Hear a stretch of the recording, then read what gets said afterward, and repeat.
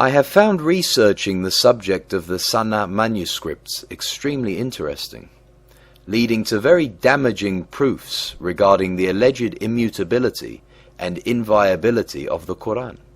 Will you please enlighten us? As our listeners already know, these Muhammadan fantasy assertions are contradicted by the very records of Muhammadan Islam, as we have repeatedly shown in our chapters.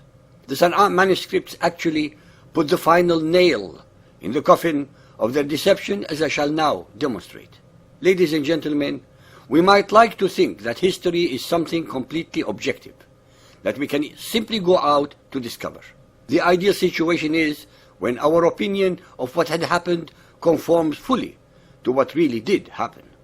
Unfortunately, in reality, we are hampered by several factors, such as sparse information often gives us a partial understanding, or our sources may be biased, mistaken, or misinterpreted, or the depth of our historical knowledge may help or hinder in interpreting the evidence.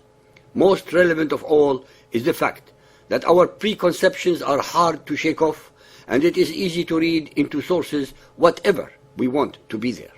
Often, we have a vested interest in a particular conclusion, and this is rarely seen so acutely as in religious beliefs. It simply isn't acceptable to disprove one's own beliefs. Unless we look at the Quran allowing that it may be correct, we may as well not bother. Humans have an uncanny ability to prove in their own minds that which they want to be true. There are three main categories of historical sources that should be addressed. The first is manuscript support. This helps us to see if the present-day works accurately reflect their original texts. The second is other written sources. These may take the form of inscriptions or documents that give us insight into the period concerned. The third is archaeological data confirming that a particular town, for example, was in existence at the time claimed, or the approximate date of its construction or destruction in battle. We have so far shown in our series, based entirely upon the Muhammadan records themselves, the falsehood of their common assertion that widespread memorization of the Quran proves its authenticity. In reality, this proves very little, except that virtually all of today's Muhammadans read the same text. This reveals nothing to us of the actual events of 7th century Arabia. We are informed by the hadiths that Abu Bakr was the first to collate the text of the Quran into one codex soon after Muhammad's death. This is said to have been passed on down to Umar, then to Hafsa, daughter of Umar and wife of Muhammad. At the time of Uthman, we are told that the Muslims of Sham and Iraq had divergent recitations of the Quran. These differences were so serious that the commander in charge became afraid of their different recitations, so he appealed to Uthman for help. Uthman got the codex from Hafsa and directed that perfect copies be made. Then we are told Uthman sent to every Muslim province one copy of what they had copied and ordered that all the other Quranic materials, whether written in fragmentary manuscripts or whole copies, be burnt. This tells us that there already were variants in the Quran. We shall never know exactly what they were, as the evidence had been deliberately destroyed. Muhammadans invariably make up the unsubstantiated excuse that the differences were simply those of voweling, not the consonantal text. This is their uncorroborated conjecture to close the subject, especially since the earliest manuscripts make it clear that vowels were not included, and there was even a lack of the markings to distinguish between different consonants.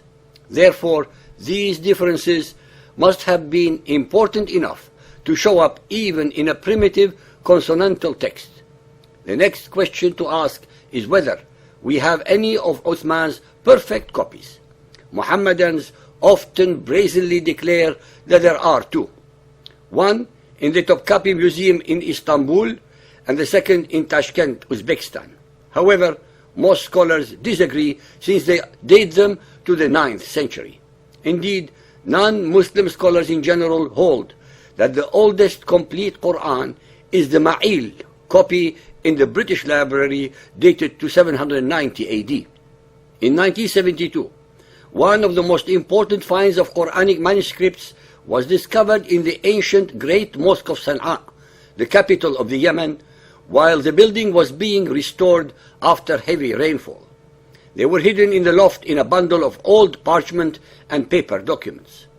They were nearly thrown away by the builders, but were luckily spotted by Qadi Ismail al-Aqwa, then president of the Yemeni Antiquities Authority, who saw their importance and sought international assistance to preserve and examine them.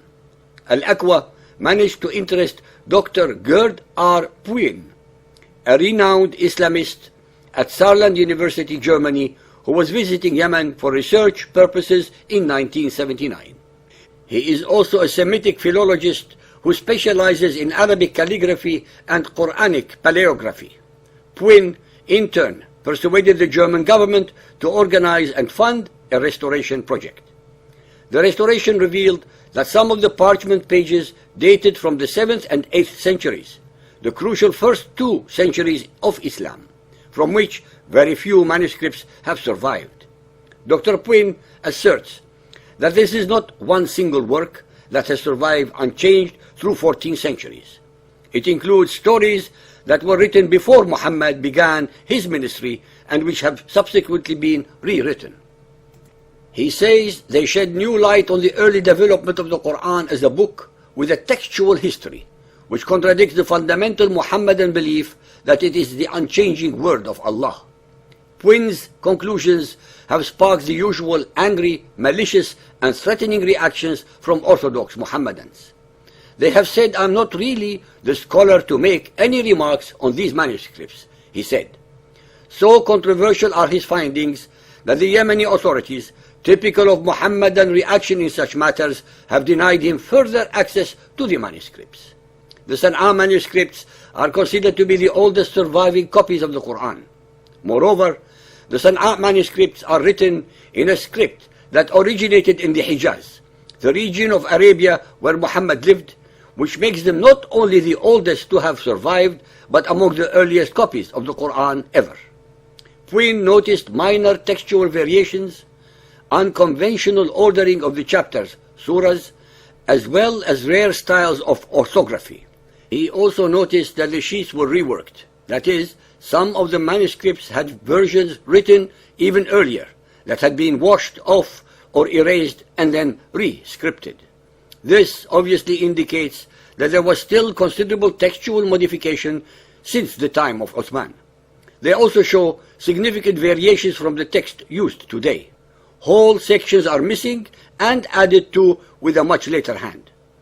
Passages that today read, "Say, Qul," a divine command to Muhammad, are seen to have once been, he said, or they said, indicating a possible attributing of the words of humans to Allah.